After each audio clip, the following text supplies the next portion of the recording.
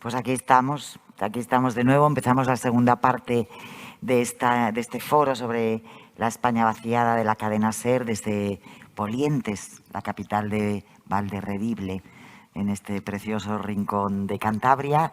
Y empezamos esta segunda parte con una mesa redonda sobre experiencias compartidas, una mesa redonda que a mí personalmente me gusta mucho porque de las cuatro personas que nos acompañan, 3 son mujeres y me parece fundamental que hablemos del papel de la mujer en el mundo rural, en el del pasado y en el del presente, en el del pasado invisibilizada por completo, a pesar del peso específico gigantesco, ¿no?, que han tenido las mujeres en la vida rural, en la vida de las familias, en la vida económica, en toda la actividad del mundo del campo, y la presencia femenina en el mundo rural del presente, que obviamente es importantísima y, bueno, de la que afortunadamente se habla cada vez más. Y vamos a hacerlo en primer lugar con Susana Pacheco, que es coordinadora de una cosa preciosísima, que es la Escuela de Pastoras del siglo XXI. Es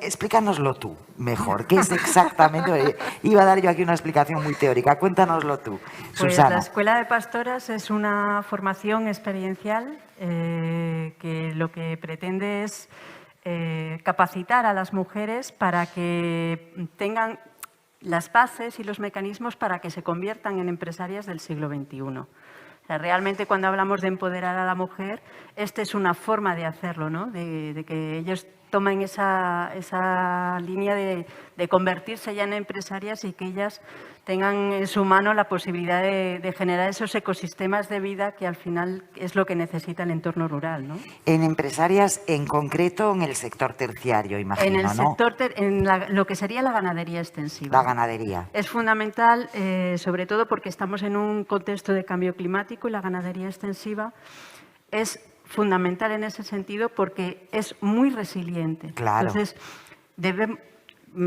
a mi modo de ver, debemos olvidarnos o gestionar de otra manera todo lo que hasta ahora conocíamos como ganadería y volver al concepto tradicional de lo que es la ganadería extensiva, de la generación de paisajes, de la generación de biodiversidad.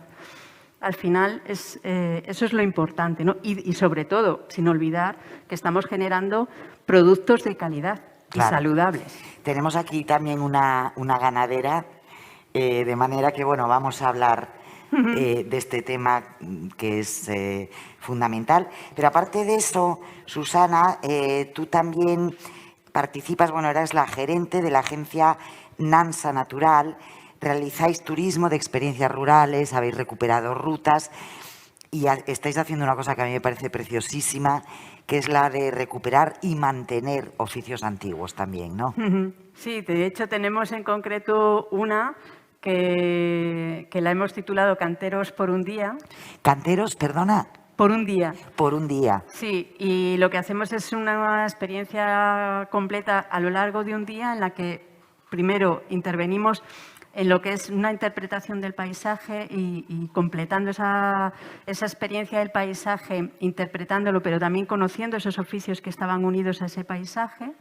Y uno de esos oficios también está en el trabajo de la piedra, en la cantería tradicional. Fundamental, claro. Y junto con un cantero de la zona del Valle del Nansa, de la zona de Tudanca, pues lo que hacemos es un taller específico en el que las personas que vienen trabajan su propia piedra y después de haberla trabajado se la llevan a su casa. Entonces ahí es donde valoran realmente lo que hay detrás del trabajo en piedra de un cantero tradicional. Me imagino que la experiencia será maravillosa para la gente que participe, ¿no? Sí, sí, sí. Además es que, bueno, hay familias que han venido con niños. O sea, en realidad el objetivo de todas esas experiencias es precisamente poner el valor en el territorio, ¿no? O sea, al igual que hacemos con la escuela, el concepto es que se tenga un concepto global del territorio, integral de todo él y que todos los elementos son fundamentales. Y con eso tenemos que trabajar. Y es un oficio el de la cantería que se está perdiendo.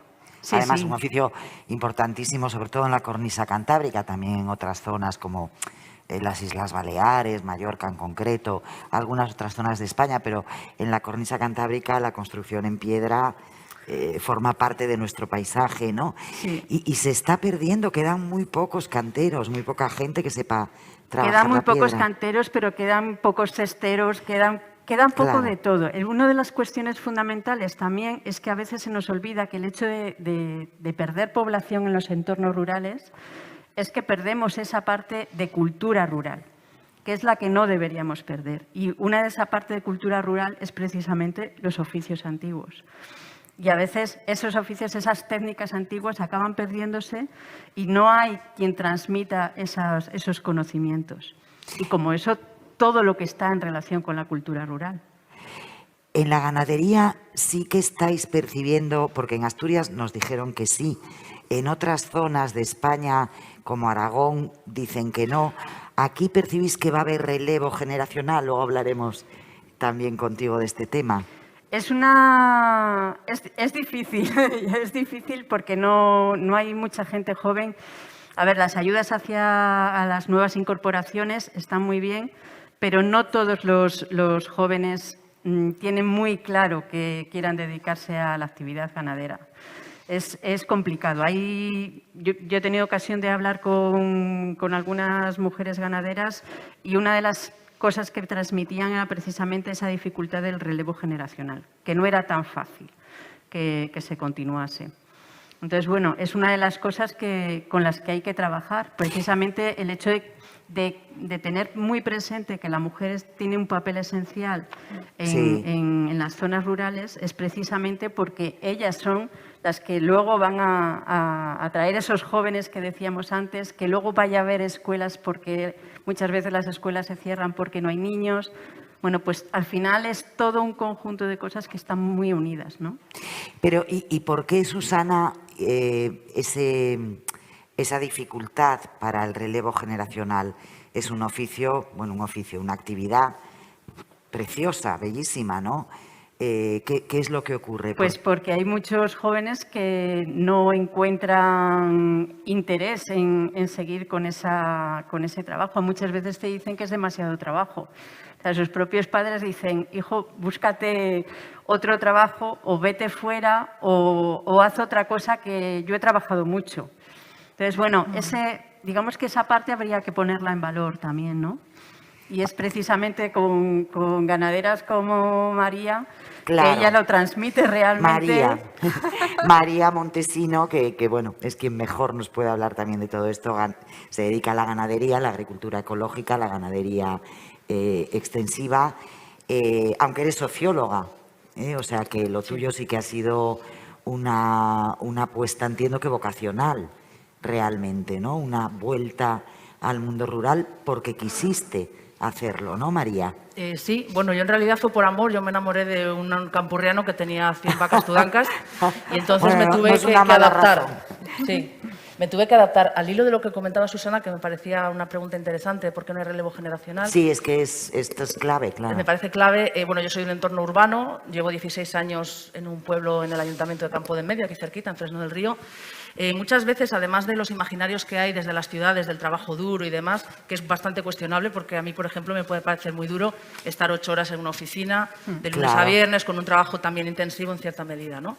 Me parece que faltan políticas que apoyen las pequeñas ganaderías y, sobre todo, no cualquier tipo de ganadería, porque hay muchos tipos de ganadería, que apoyen las pequeñas ganaderías extensivas, que son las que tienen vinculación con el territorio, y un paso más allá, agroecológicas, es decir, que tengan un manejo respetuoso además con el medio ambiente y que además, pues muchas otras cuestiones, ¿no? Que finalicen el ciclo de comercialización, que realmente lleguen a consumidor final, etcétera. Y para eso hacen falta políticas, empezando por la PAC, que realmente se mojen y apuesten por los pequeños ganaderos y ganaderas, porque luego al final la PAC se distribuye fundamentalmente en España entre grandes terratenientes y ganaderos y ganaderas de sofá, que llamamos, ¿no? Es decir, que no trabajan la tierra, que no trabajan el territorio y que generan además mucha competencia desleal a los pequeños ganaderos como nosotros, que intentamos realmente, pues, en ciertas medidas, resistir, ¿no? Y también, por un lado, tendríamos las políticas europeas, que creo que merecen ser también revisadas en este sentido, de una transición ecológica rotunda.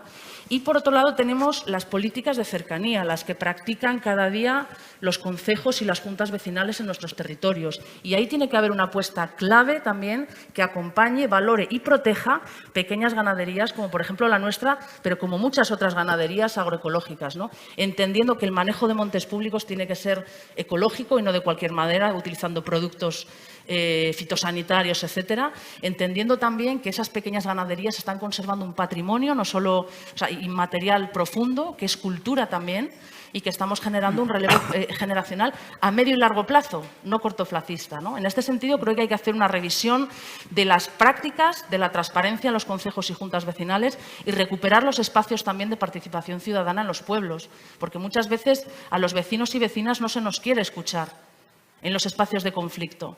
Y yo creo, y además ahora hablo quizás también como socióloga, que es a partir de los espacios de conflicto desde donde se deben de buscar soluciones conjuntas. Por ejemplo, la gestión del lobo, espacio de conflicto, vamos a hablar con las personas. Los molinos, ahí tenemos los compañeros pidiendo soberanía energética, vamos a hablar con las personas. A partir de los espacios de conflicto, donde la vida nos obliga a tener que entendernos con personas que son muy diferentes a nosotros, con los que probablemente no tengamos nada que ver más allá de ser nuestros vecinos, es ahí donde podemos empezar realmente a tejer futuros comunes en el medio rural a medio y largo plazo, ¿no? Más allá también muchas veces de políticas que solo pretenden pues, buscar turistificación o el medio rural como una especie de moda donde hay que repoblarlo todo de cualquier manera, de ¿no? parque temático Totalmente, para los turistas sí. Efectivamente, bueno, aquí lo hemos vivido en alguno de estos foros, ¿no? Pues bueno, pues va a venir una gran empresa de un país de fuera, no de España, a criar un tipo de animales concretos, por supuesto, ganadería intensiva al 1000 por 1000 para generar carne para un producto superindustrial. Bueno, en fin, estas cosas que las seguimos viviendo y por eso se apuesta, para eso sí que hay dinero, para eso sí que hay voluntad política, sí que hay apoyos y en cambio para proyectos fundamentales para mantener el paisaje, para mantener la cultura rural y para mantener nuestra propia salud, y deberíamos habernos dado cuenta, sobre todo en este momento histórico, pues quizá no haya suficientes apoyos, ¿no? Aquí he de decir, no todo es tan negro, ¿no? Como a veces parece. Sí que es verdad que hay pequeñas redes de productores locales que nos organizamos para poder tener, pues bueno, a través de redes de apoyo mutuo y de cooperativas, canales de venta directos, y ahí es donde hay que apoyar. Claro. Yo muchas veces siempre vengo a estos espacios porque creo que hay que tener voz y hay que decir, muchas veces a veces la gente te pregunta, ¿y yo cómo puedo ayudaros?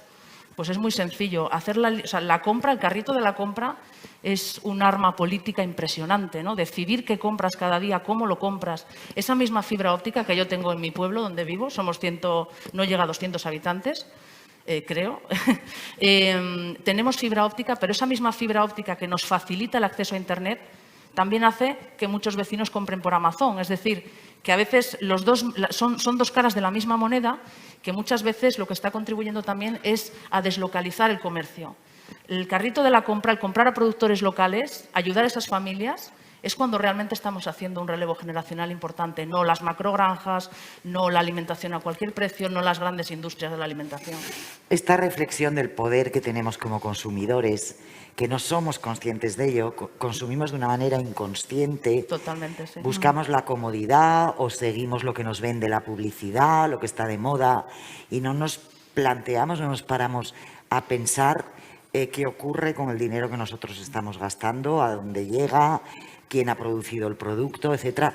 Claro, hay que regenerar todo el discurso para que la gente empiece a entender todo esto, ¿no? Sí, y además hay que hablar de política, porque muchas veces... Y no hablo ahora de la política de los partidos, sino de la política en el sentido de la vida cotidiana de las personas, de cómo nos entendemos para vivir mejor. La acción común, ¿no? Eso, es de la acción común, exactamente. Entonces, ahí es donde realmente tenemos vías de poder entendernos. Y a veces, muchas veces también en el ámbito, en los contextos rurales, muchas veces se tienden a aplicar la misma medición de impactos, todas estas palabras que utilizamos a veces en espacios más grandes.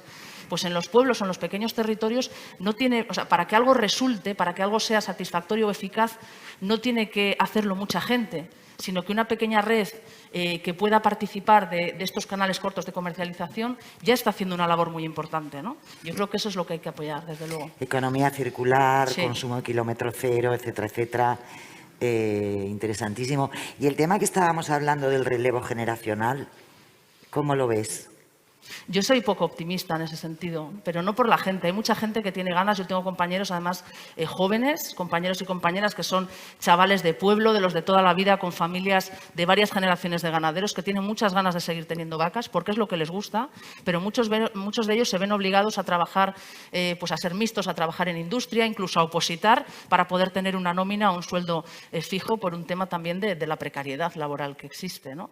Entonces, al final, si hablamos de relevo generacional, si hablamos de personas que tienen que trabajar la tierra, tenemos que facilitar que las personas, como por ejemplo es mi caso, que no tenemos propiedad de la tierra, podamos tener acceso a pastos comunales, porque muchas pequeñas familias, su economía depende del acceso a tierras. Si no hay tierras, ¿quién va a cultivar? ¿Quién va a tener vacas? Entonces, no tenemos que... es romper un poco las formas, los cómos, el modelo, ¿no? No tienen que ser unos pocos con muchas tierras y mucho ganado.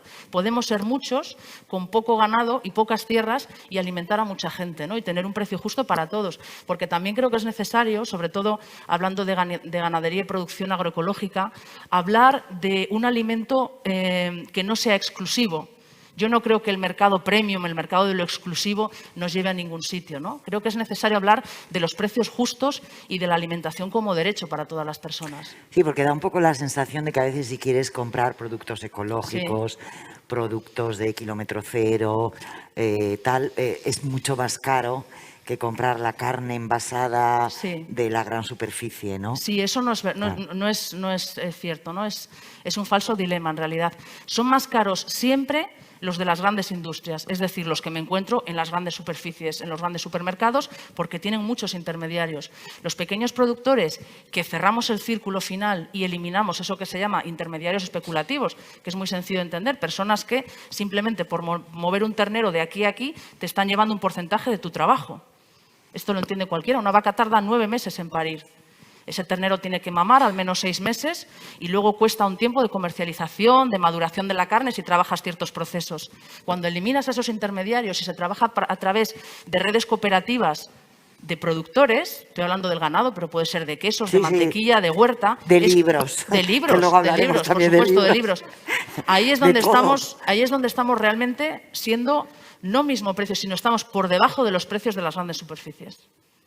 Yo espero que los políticos que queden todavía en la sala, alguno quedará, espero, estén escuchando atentamente las palabras de María. Me parece importantísimo todo lo que estás contando, María, y es el discurso que hay que repetir una y otra vez, que vaya calando en la gente y que realmente si queremos construir un futuro sostenible, un futuro solidario, más justo, más ecológico también para nuestras hijas, nuestros nietos, pasa por todo lo que tú estás contando y por lo que contaba también nuestra pastora, Susana, ¿no? Sí, que yo incidir en una cuestión que me parece muy, muy interesante y en la escuela lo vamos a tener muy en cuenta, es generar esas redes.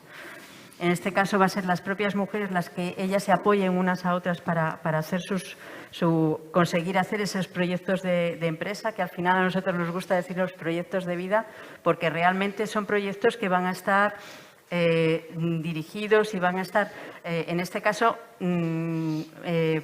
nuestro apoyo le tenemos en la Cámara de Comercio de Cantabria, que son los que van a hacer el seguimiento para que esos proyectos realmente sean viables y se pongan en marcha. No queremos papeles.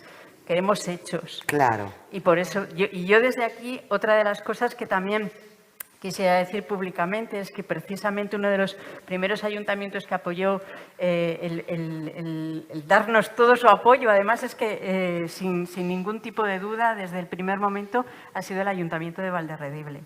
Entonces, ahí desde aquí quiero dar las gracias al alcalde porque realmente ver que están entendiendo lo que hay detrás de todo este proyecto, que es un proyecto muy grande, es una formación de 9 meses, casi un año, con una formación teórica de 460 horas que se hacen online, 255 que se van a hacer en prácticas. O sea, ahí tenemos con tutorías, con mentorización, que por cierto vamos a tener... Es un proyecto muy serio, también. Susana. Sí, es un proyecto muy serio. Claro, es que... Es un proyecto muy serio y es un proyecto a nivel nacional. Nosotros abrimos la preinscripción prácticamente un mes y medio así, y nosotros hemos recibido 265 inscripciones de mujeres de toda España, exceptuando de Ceuta y Melilla. De toda España ha venido mujeres que quieren trabajar en el campo y quieren trabajar en la ganadería extensiva. Y estoy hablando de mujeres, además, algunas, más del 60% están entre los 18 y los 44 años. Gente que está tanto viviendo en el campo como muchas mujeres que están viviendo en la ciudad. Y que no pueden más. Y que no quieren seguir con ese tipo de vida. Y quieren ese otro enfoque. Y quieren dirigir su vida hacia otras líneas. O sea, con lo cual, el proyecto es muy, muy potente y ahora estamos en eso, en generar, en poder conseguir esa financiación, porque claro, un proyecto potente necesita financiación potente. Entonces, ahí estamos trabajando y haciendo un llamamiento no solo a las administraciones, porque están ahí y tienen que apoyarlo, son proyectos en los que ellos tienen un papel esencial, sino también a las empresas privadas a través de la responsabilidad social corporativa. O sea, la propia empresa, eso que tanto hablamos de la relación público-privada, bueno, pues ahí también ellas tienen que estar, ¿no? O sea, que necesitáis patronos, digamos, ¿no? Claro, aparte necesitamos del dinero. gente que se implique precisamente en llevarlo a cabo, ¿no? Porque, claro, nosotros ponemos todo el trabajo, nosotros ponemos toda la intención, nosotros podemos no solo la idea, sino la vamos a desarrollar, pero ahora necesitamos esa parte de financiación porque estamos hablando de más de 40 profesores que entre teorías y prácticas, estamos hablando de una inversión también en el territorio, en las prácticas nos vamos a mover desde el norte al sur y desde el este a oeste de Cantabria, entonces vamos a ir a diferentes granjas, en las prácticas, no solo a haber prácticas que se hagan en granjas de mujeres, sino también en mujeres y hombres. O sea, ahí vamos a tener una diversidad. Todo eso va a traer también riqueza al territorio porque se trata de 30 mujeres que vamos a mover a lo largo de 9 meses, un fin de semana cada mes. O sea, eso también es riqueza. Qué cosa más bonita, qué proyecto más interesante. Hombre, es que ¿no? también hay que entender, yo puedo hablar un momento. Sí, es que perdona que te presento. es que me estaba... bueno, vale, preséntame, es que tenía ganas de hablar. Te presento y ya hablas lo que quieras. Ella es Maribel Medina, es escritora y es, porque no solo ganadería y agricultura, y en el campo también hay otras cosas, y es presidenta de un proyecto precioso, la Red Rural Nacional de Festivales Literarios Mi Pueblo Lee. Adelante, Maribel. No, es que quiero decir, es que me encanta además porque lo comenta con una pasión y realmente yo creo que en el campo en el mundo rural tiene que existir estos proyectos innovadores, dinámicos. Yo creo que no todo puede ser la globalización del entorno urbano, porque al final todo está como hecho en China. Es decir, encontramos todo igualito. Hecho en China, no, hecho. Bueno, pero bueno, vamos a dar un voto de duda, ¿no? A la ciudad, pero es como que es una centrifugadora, ¿no? Es como una lavadora que absorbe todo. Todo lo que es el núcleo urbano lo va absorbiendo, todo es el núcleo rural y todo tiene que ser igual, ¿verdad? Y de repente surgen iniciativas distintas desde el mundo rural. Me parece fantástico. Me parece fantástico. Distintas, rompedoras, imprescindibles. Claro. Y que espero que realmente obtengáis el apoyo que os merecéis. Bueno, de hecho, nosotras en la escuela ya tenemos, y tiene mucho que ver también con la cultura y la literatura, vamos a incorporar también a una chica que trabaja todo el tema de escritura para que las propias mujeres vayan generando también sus relatos. Entonces, ahí vamos a incluir también esa parte de literatura y para nosotros, desde la Asociación Española contra la Despoblación, la parte cultural en el entorno rural también es generadora de no nos actividad. olvidemos de eso, ¿no? Pero está muy denostada. No Y dice, vamos a quitar la cultura. Y yo digo, Sí. bueno, ¿y la pandemia qué hemos hecho? No hemos escuchado música, no hemos leído, no hemos visto la tele. Pero vamos a quitarlo primero de la cultura. En la pandemia, yo hago esta reflexión muchas veces también, Maribel, en la pandemia Claro. la mayor parte de la ciudadanía hemos sobrevivido gracias a la cultura, Exacto. a las series, a los Exacto, libros, exacto. a la música, Exacto. también a la radio, ¿no? Y sin embargo, pues luego esa misma ciudadanía que ha sobrevivido con unas ciertas condiciones de dignidad y de no volverse loco, Exacto. gracias a todos los que creamos cultura, Sí. después se les olvida, ¿no? Sí, bueno, es que lo que digo, al final Bueno, me callo, venga.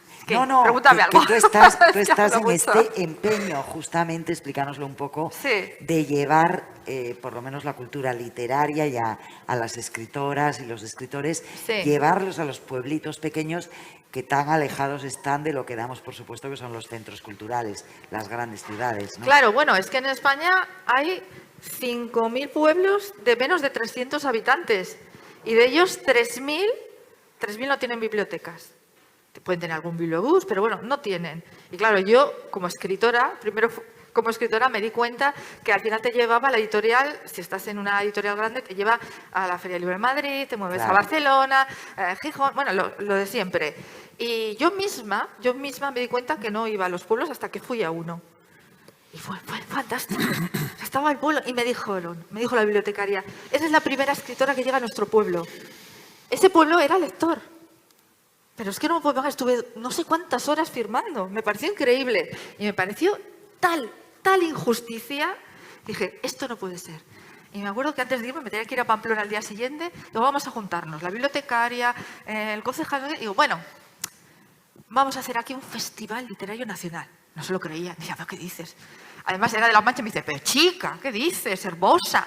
Y yo, vamos a hacerlo. Pues mira, a los 3 meses se hizo el festival. Llamé a Javier Sierra, bueno, a los amigos, porque si no los demás me hubieran dicho que no, claro. Javier Sierra, Gómez Jurado, Cristina Fallaras. Y dices, bien, resultó. Hay un nicho, existe una cultura. El gran escritor, por ejemplo, tu caso, o sea, las firmas prestigiosas. Bueno, gracias. No, es verdad, están acostumbrados a otro tipo de eventos. Pero bueno, ¿y por qué no en un pueblo? ¿Por qué no Almudena Grandes o Rosa Montero pueden ir a un pueblo de 30 habitantes? Vamos a hacer un festival en un pueblo de 0 habitantes. Me encanta. Digo, ¿ya irá alguien? ¿Qué preguntabas? Bueno, ¿irá alguien a un pueblo de 0 habitantes? Seguro que sí. Pues me dicen que va a tener el que más Seguro. expectación. Y esa es la idea. Dar un puñetazo en la mesa y decir, el mundo rural existe, el mundo rural tiene una cultura muy rica. De hecho, la cultura nació en los pueblos. Vamos a reivindicar que no queremos, lo que digo, todo copias. No, somos únicos. Y hay que los grandes escritores den un paso hacia adelante y vayan a los pueblos, porque existen realmente lectores ávidos. No, pero libros. yo te digo una cosa, los escritores y las escritoras siempre estamos dispuestos. Lo sé. De hecho, nadie me ha dicho que no. Lo sé. Será difícil, Lo sé. No habrá, pero será. Lo sé. Y yo acabo de llegar de un pueblo de Castilla-La Mancha, Santa María del Campo Rus. El 25% de la población estaba en el acto. No cabían más. Estamos con COVID, no cabían más. Sí, como cuando hay conciertos, lecturas de poesía en las iglesias de los pueblos y la gente, o una proyección de una película, ¿no? En la plaza del pueblo y la gente se vuelve loca de entusiasmo, pero igual porque, claro, tienen el mismo derecho que pero los igual urbanitas, el ¿no? cine, eso es más fácil, ¿no? La imagen, pero lo que es literatura, la lectura, que necesitas un pozo, necesitas estar sentado, es maravilloso fomentarlo en los pueblos y responden, de hecho, responden. El último invitado de esta mesa tan interesante es Guillermo Lucio. Hola, buenas tardes ya, muy Guillermo. Buenas tardes, sí. Que es copropietario de la posada La Olma, donde, por cierto, anoche el equipo de la cadena SER tuvimos el placer de cenar maravillosamente bien, con producto de proximidad, Sí. riquísimo, muy cuidado. Muchísimas todo. gracias. Bueno, yo soy propietario junto con un hermano, somos un relevo generacional y llevamos más de 25 años en el mundo de la restauración y bueno, pues creo que se puede seguir evolucionando y se puede seguir avanzando y creo en el relevo generacional. Por eso apuesto porque mis hijos continúen con los negocios. Es más, sigo aportando a mi zona rural porque creo en ella y hace 19 años nos vimos otra vez envueltos en otro negocio con lo de una bodega. Te iba a preguntar por vuestra bodega. Va todo unido. Camesía. Bodegas Camesía, sí. Bodegas Camesía. Y fue hace 19 años que empezamos a poner una hectariuca de viñas y hoy en día ya tenemos 7. Y bueno, y hemos generado un precedente en Valderredible a la hora de dar una nueva alternativa a futuras incorporaciones en la comarca o algo, porque al final lo que cuesta es empezar. Una vez que has empezado, cualquiera se puede incorporar. Yo ya tengo las instalaciones y ya tengo todo en funcionamiento. Cualquiera que venga se puede incorporar, puede poner una pequeña producción, yo puedo comprarle esos productos, porque también creo lo mismo que mis compañeras, creo en el kilómetro cero, creo en esta ayuda que tenemos que... En las redes, En las ¿no? redes, creo claro. en todo y al sentido con la cabeza cada vez que han colaborado en esta charla. Y vamos, es algo que estoy muy convencido y creo que tiene mucho futuro. Al final es algo de conciencia. Vivir en un pueblo es algo que te tienes que concienciar y tienes que aprender hasta disfrutar de tu trabajo. El trabajo no puedes verlo solo como trabajo, tienes que verlo como algo que es tu forma de vida. Y si en ese momento vives en una zona rural y aprendes a disfrutar de tu día a día y de tu labor, vas a ser feliz.